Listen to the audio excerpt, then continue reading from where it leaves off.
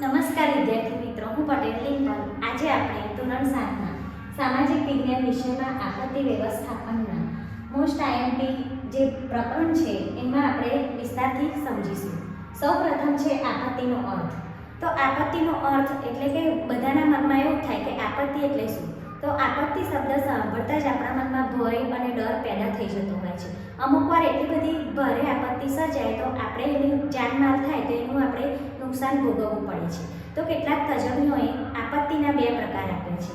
એમાં એક છે કુદરતી આપત્તિ અને બીજી છે માનવસર્જિત આપત્તિ. તો કુદરતી આપત્તિ કોને કહેવાય?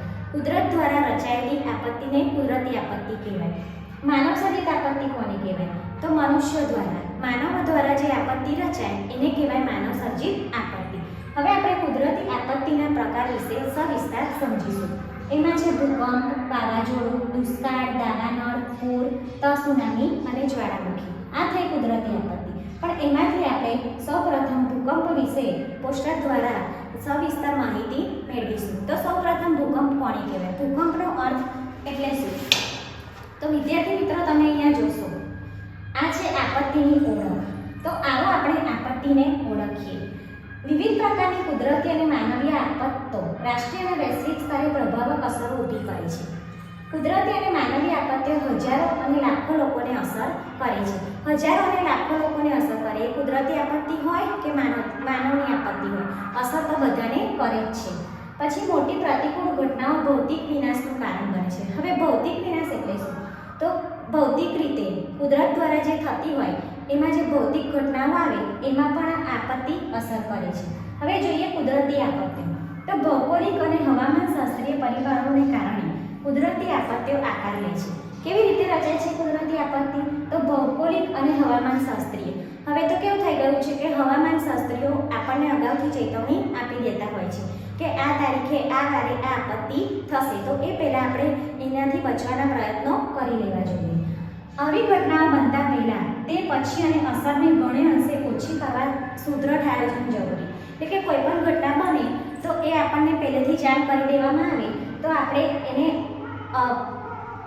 સુદૃઢ કરવા માટે આયોજન કરવું જરૂરી છે. કુદરતી આપત્તિને કારણે નાના અથવા મોટા પાયે માનવીય સ્થળાંતર અને જાહેર સંપત્તિનું રક્ષણ. એટલે કે કુદરતી આપત્તિ થાય, ધારો કે કોઈ સ્થળે બરોડામાં હમણાં આપત્તિ થઈ હતી, જે વરસાદ બહુ પડ્યો એના કારણે બરોડામાં બહુ બધું નુકસાન થયું હતું, તે થઈ કુદરતી આપત્તિ. તો એનાથી બચવા આપણે બહુ બધા પગલાં લેવા જોઈએ. હવે આપણે જોઈએ ભૂકંપ વિશે. હવે ભૂકંપ એટલે શું? ભૂકંપ કોને કહેવાય? તો પૃથ્વીના પેટાળમાં કંપવાની પરિસ્થિતિ. કંપવાની એટલે કે પૃથ્વીના પેટાળમાં જે ધ્રુજારી થાય તેને કહેવાય ભૂકંપ.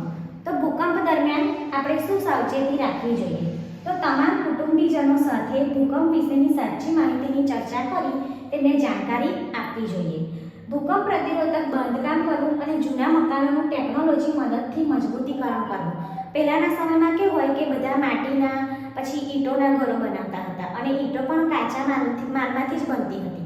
જ્યારે હવે કેવું થાય છે કે આ જમાનામાં બહુ આધુનિક ટેકનોલોજી આવી ગઈ છે, એટલે મકાનો પણ આધુનિક ટેકનોલોજીથી બનતા હોય છે. એટલે કે ભૂકંપ આવે તો બહુ કોઈ નુકસાન થતું નથી. પછી આપત્તિ સમયે ગભરાશો નહીં, સ્વસ્થ રહો અને અન્ય સ્વસ્થ રહેવાની પ્રેરણા આપો. કોઈ પણ આપત્તિ આવે, પછી વાવાઝોડું હોય, ભૂકંપ હોય કે પૂર હોય, એનાથી આપણે ડરવાનું નહીં, એનો આપણે સામનો કરવાનો. જો આપણે સામનો કરીશું તો આપણે એનાથી ડરી શકીશું નહીં.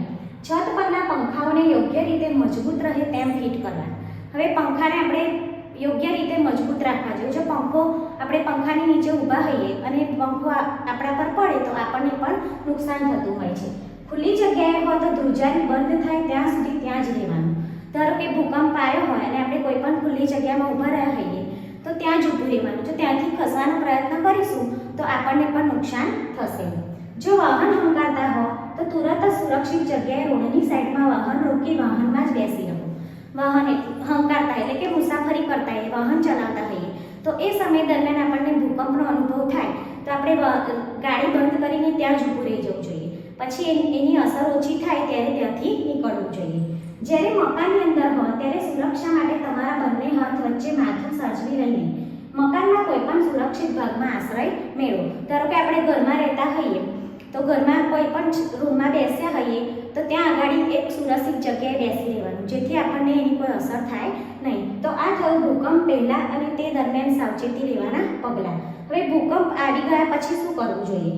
તો અફવાઓ ફેલાવશો નહીં અને અફવાઓ સાંભળશો નહીં. આપત્તિ સમયે ચિત્ત સ્વસ્થ રાખો. હવે કેવું થાય કે કોઈ પણ આપત્તિ કે કશું આવ્યું હોય તો બહુ બધી અફવાઓ ફેલાતી હોય છે, તો તેનાથી આપણે ડરવું નહીં અને ચિત્ત સ્વસ્થ એટલે કે આપણું સ્વાસ્થ્ય ચોખ્ખું રાખવું જોઈએ. આત્મવિશ્વાસ કેળવો અને અન્યને મદદ કરો. આપણામાં આત્મવિશ્વાસ રાખવાનો, આપણામાં હિંમત રાખવાની અને બીજાને પણ મદદ કરવાની ભાવના રાખવી જોઈએ. ભૂકંપ પછીના સામાન્ય આંચકાઓથી ગભરાવું નહીં. હવે એવું હોય કે ભૂકંપ બહુ જોરમાં આવી ગયો હોય તો પછી એનું કોઈ નક્કી હોય નહીં, એ ગમે ત્યારે આવી શકે.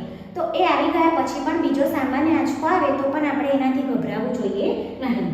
ભૂકંપ દરમિયાન કુટુંબના સભ્યો અલગ પડી ગયા હોય તો તે બધાને એકત્રિત કરવા પ્રયાસ કરવો જોઈએ.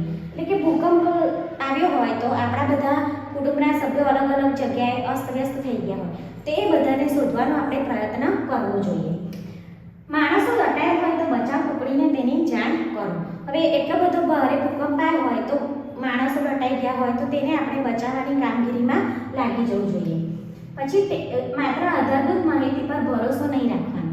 કોઈ આપણને માહિતી આપે એના પર ભરોસો નહીં રાખવાનો. ટીવી જોવાનું, રેડિયો જોવાનો, એનાથી જે સમાચાર આવે એનાથી આપણે માહિતગાર બનવાનું. તો વિદ્યાર્થી મિત્રો, આ થઈ ભૂકંપ વિશેની દરમિયાનની સાવચેતી અને ભૂકંપ પછી આપણે શું કરવું તેના વિશે આપણે જોયું. હવે આપણે ભૂકંપ પછી જોઈશું વાવાઝોડું. તો વાવાઝોડું એટલે શું? વાતાવરણમાં સર્જાતી ચક્રવાતની પરિસ્થિતિ, એટલે કે વાતાવરણમાં અસમતુલાની પરિસ્થિતિ સર્જાય તેના દ્વારા તોફાની ચક્રવાત કે પવનો ફૂંકાય છે, તેને કહેવાય વાવાઝોડું. તો વાવાઝોડામાં પણ આપણે જોઈશું કે એના પહેલાં આપણે શું સાવચેતી રાખવી અને વાવાઝોડા આવ્યા પછી શું સાવચેતી રાખવી. તો સૌપ્રથમ ચોમાસા દરમિયાન હંમેશા રેડિયો કે ટીવી પર હવામાન વિશેની ચેતવણી સાંભળવી અને લાઉડસ્પીકર દ્વારા અથવા ઘેર ઘેર જઈને લોકોને તે બાબતે સાવધ કરવા.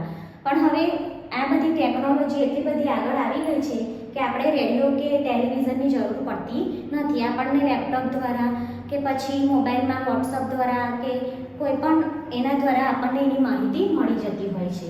પછી શું કહે છે કે તમારા ક્ષેત્રમાં સુરક્ષિત આશ્રય સ્થાન શોધી લો અને તમારી આપતકાલીન સામગ્રી, એટલે કે આપણને જીવનની જરૂરિયાતની જે ચીજ વસ્તુ હોય, જરૂરી ખોરાક છે, દવાઓ છે, ટોર્ચ એટલે કે બેટરી અને આપણને જીવન જરૂરિયાતની વસ્તુઓ, એ બધું આપણી સાથે રાખવી કે જેના દ્વારા વાવાઝોડું આવે તો આપણે એનાથી એનો સામનો કરી શકીએ. વાવાઝોડું જેવું વાતાવરણ જણાય તે પહેલાં દરવાજા, બારીઓ, છત તથા દિવાલોનું સમારકામ કરીને મજબૂત કરાવી દો. પૂરતો ખોરાક તથા પાણી સુરક્ષિત સ્થળે પહોંચાડી દો. ગાર્ડનના શેર તથા ગેરેજ સલામત છે કે નહીં તેની ખાતરી કરી લો. આમાં શું કહે છે કે વાવાઝોડાનું જેવું વાતાવરણ સર્જાય, આપણને એવું લાગે કે વાવાઝોડું આવવાનું છે, પવન બહુ જ ફૂંકાવ્યો છે, એવું લાગશે કે વાવાઝોડું આવશે, તો આપણે શું કરવું જોઈએ? તો આપણા ઘરની બારી બારણા બધું બંધ કરી દેવું જોઈએ અને આપણા છતને સુરક્ષિત કરી દેવી જોઈએ, જેનાથી આપણે બચી શકીએ. પછી વિદ્યુત સપ્લાયનો પુરવઠો બંધ થાય તેવા સંજોગોમાં ફ્લેશ લાઇટ, એટલે કે વિદ્યુત સપ્લાય એટલે કે ટોર્ચ છે, પંખો છે, ફ્રીજ, ટીવી, આ બધું વીજળીના જે ઉપકરણો છે એ બધાને સારી રીતે રાખવા જોઈએ. એનો જે વાયર હોય એ પણ કાઢી નાખવો જોઈએ, જેનાથી કંઈક વાવાઝોડામાં શોર્ટ સર્કિટ થાય તો આપણા જે ઘરમાં જે વીજળીના ઉપકરણો છે એને કોઈ નુકસાન થઈ શકે નહીં. સમુદ્ર કિનારે જશો નહીં. સલામત આશ્રય સ્થાન કે ઘરમાં જવું. સમુદ્ર કિનારો હોય એ ત્યાં આગળ આપણે જવું જોઈએ નહીં વાવાઝોડું આવે તો. નહીં તો સમુદ્રમાં જઈએ તો આપણને પણ નુકસાન થઈ શકે છે. જ્યાં સલામત જગ્યા હોય ત્યાં જ રહેવું જોઈએ. વાવાઝોડાની અસર પૂરી થઈ જાય ત્યાં સુધી ઘરની અંદર જ સલામત રહો. જ્યાં સુધી આપણને એવું ન લાગે કે વાવાઝોડું ઓછું થયું નથી, એની અસર હજુ ઓછી થઈ નથી, તો આપણે ઘરમાં જ રહેવું જોઈએ. ઘરની બહાર નીકળવાનો પ્રયત્ન કરવો જોઈએ નહીં. વાવાઝોડા દરમિયાન વૃક્ષોની નીચે અથવા પુલ જેવા ભારે બાંધકામની નીચે ઊભા રહેશો નહીં, કેમ કે વૃક્ષની શાખાઓ તથા આખા વૃક્ષો તૂટી પડવાની શક્યતા હોય છે અને તે આપણા ઉપર પણ પડી શકે છે. એટલે કે વૃક્ષો હોય કાં તો પછી પુલ હોય એવા ભારે બાંધકામની જગ્યાએ આપણે જવું જોઈએ નહીં, તો આપણા પર વાવાઝોડું થઈ શકે એવી સંભાવના થાય છે. જો તમે ઘરની બહાર રહી ગયા હોય તો ઉડીને આવતી વસ્તુઓ, વૃક્ષો, ઇમારતના હિસ્સા, તૂટી ગયેલા વીજળીના વાયરોથી સાવચેત રહેવું જોઈએ અને સલામત સ્થળે રહેવાનો પ્રયત્ન કરવો જોઈએ. સ્થળ ખાલી કરવાનું થાય તો તે માટે તમે અન્ય લોકો સાથે મળીને સલામત સ્થળે તરત સ્થળાંતરિત કરી જવું જોઈએ.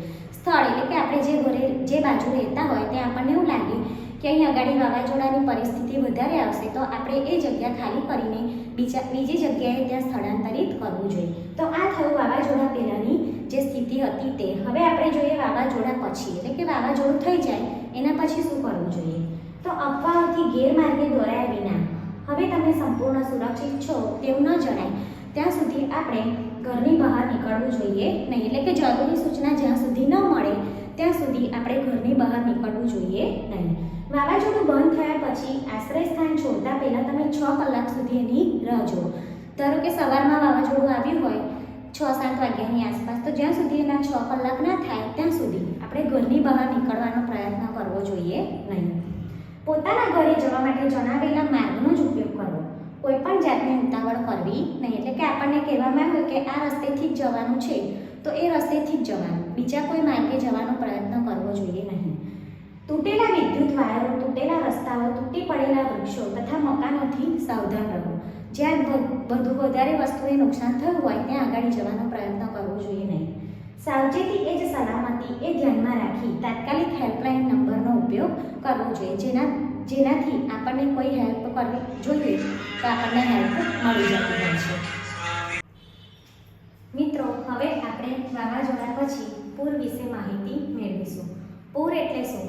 તો એકધારા વરસાદને કારણે કે અતિવૃષ્ટિને કારણે વિશાળ ભૂવિસ્તારોનું જળમગ્ન થાય. એટલે કે સતત વરસાદ પડતો રહેતો હોય એના કારણે જ અતિવૃષ્ટિની પરિસ્થિતિ સર્જાય ત્યારે વિશાળ ભૂવિસ્તાર એટલે કે ભૂમિના વિસ્તારોની અંદર જળમગ્ન થાય એટલે કે અંદર પાણી ભરાઈ જાય તેને પૂર આવ્યું એવું કહેવામાં આવે છે. તો પૂર આવે એ પહેલાં આપણે શું સાવચેતી રાખવી જોઈએ, પૂર પહેલાં અને તે સમય દરમિયાન આપણે શું સાવચેતી રાખવી જોઈએ તેના વિશે જોઈએ. સૌપ્રથમ ચોમાસા દરમિયાન જ્યારે પણ પૂરની પરિસ્થિતિ સર્જાય ત્યારે તમારા પરિવારના દરેક સભ્યને નજીકના સુરક્ષિત સ્થળની કે નવા બનાવેલા સુરક્ષિત સ્થળ સુધી પહોંચવા માર્ગ વિશે માહિતી હોવી જોઈએ. ધારો કે વરસાદ આવવાનો છે, ચોમાસું ચાલી રહ્યું છે અને વરસાદ આવવાનો છે તો પૂર આવવાનું છે એવું આપણને ખબર પડે તો આપણે આપણું ઘર જૂનું હોય તો આપણને એવું લાગે કે અહીંયા પૂર વધારે આવશે, અહીંયા પાણી ભરાઈ જશે તો આપણે એ જગ્યા છોડીને બીજી જગ્યાએ જવાનો પ્રયત્ન કરવો જોઈએ. દૈનિક ચેતવણી અને સલાહ સૂચનો માટે સ્થાનિક રેડિયો અથવા ટેલિવિઝન જોતા રહો. દૈનિક ચેતવણી એટલે કે દૈનિક એટલે કે દરરોજની ચેતવણી.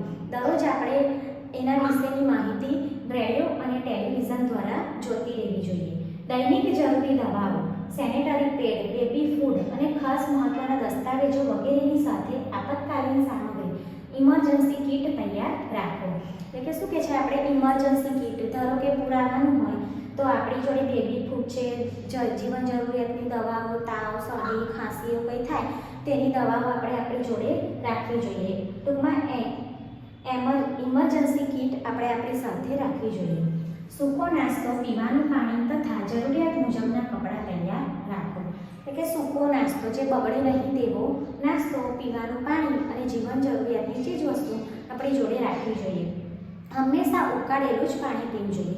પૂર આવ્યું હોય એટલે પાણીનો કોઈ નક્કી હોય નહીં, કોકવાર ગંદુ પણ આવે, કોકવાર ચોખ્ખું પણ આવે, તો આપણે હંમેશા ઉકાળેલું પાણી જ પીવું જોઈએ. ખોરાક ઢંકેલો રાખવો જોઈએ અને ભારે ખોરાક ખાવો જોઈએ નહીં. બહારના તથા બારીઓની આસપાસના પ્રવેશ દ્વારોને સીલ કરવા માટે બંને બાજુ રેતી ભરેલી ભૂમો મૂકવી જોઈએ. બારીઓને પણ એ રીતે સીલ રાખવી જોઈએ. ધારો કે આપણને એવું લાગે કે આ બારી આપણી બરાબર નથી તો એના દ્વારા અંદર પાણી આવી શકે એવું આપણને લાગતું હોય તો એ માટે આપણે રેતી ભરેલી ભૂમો મૂકીએ તો ત્યાંથી આપણને સેફટી રહી શકે. બાળકો તથા ગર્ભવતી મહિલાઓને સમયસર ખોરાક આપવો જોઈએ. પૂર દરમિયાન શાક પલળવાની બધી ઘટનાઓ બને છે તેનાથી સાવધાન રહેવું જોઈએ અને પ્રાથમિક સારવારની કીટ હંમેશા હાથ વગે એટલે કે હંમેશા પ્રાથમિક સારવારની કીટ આપણે જોડે રાખવી જોઈએ. તો આ થયું પૂર પહેલાં અને તે દરમિયાનની સાવચેતી. હવે જોઈએ પૂર પછીની વાત. પૂર આવી ગયું છે એના પછી શું થાય તે જોઈએ. ગરમ કપડાં, જરૂરી દવાઓ, કિંમતી વસ્તુઓ, વ્યક્તિગત જરૂરી દસ્તાવેજો વગેરે વોટરપ્રૂફ બેગમાં રાખો જેથી તેને આપતકાલીન સમયે સામાન સાથે લઈ જઈ શકાય. શું કહે છે કે ગરમ કપડાં, જરૂરી દવાઓ, કિંમતી વસ્તુ, આપણા જે વ્યક્તિગત જરૂરી દસ્તાવેજો હોય એ આપણે વોટરપ્રૂફ બેગમાં રાખવા જોઈએ, જેનાથી આપણે આપાતકાલીન ગમે ત્યારે પૂર આવે તો આપણે એને આપણી જોડે લઈ જઈ શકીએ. પછી સુરક્ષિત ઊંચાઈવાળી જગ્યાએ જઈને રહો. ફર્નિચર, કપડાં અને કિંમતી સામાન પડી ન જાય તે માટે પલંગ કે ટેબલ પર મૂકવા જોઈએ, કે ઊંચી જગ્યા પર મૂકવા જોઈએ, જેનાથી એને કોઈ નુકસાન થઈ શકે નહીં. ઇલેક્ટ્રિક મેઇન પાવર સપ્લાય બંધ કરી દો. જો આ ઇલેક્ટ્રિકનું નિશાન આપેલું છે, ચિત્ર આપેલું છે કે ઇલેક્ટ્રિક કોઈ પણ વસ્તુ હોય તો એનો વાયર આપણે અહીંયાથી છૂટો કરીને કાઢી દેવો જોઈએ, જેથી ઇલેક્ટ્રિક સાધનોને નુકસાન થઈ શકે નહીં. પાણીમાં પડી ગયેલા વિદ્યુત ઉપકરણોનો ઉપયોગ કરવો જોઈએ નહીં, કે એને અડકવું જોઈએ પણ નહીં. અજાણ્યા ઊંડા અને વહેતા પાણીમાં જોયા જાણ્યા વગર જાનને જોખમમાં નાખવું જોઈએ નહીં, એટલે કે કોઈ પણ અજાણી જગ્યા હોય, પૂર આવ્યું હોય ત્યારે, તો આપણે જાણતા ના હોય એ જગ્યાએ જવું જોઈએ નહીં.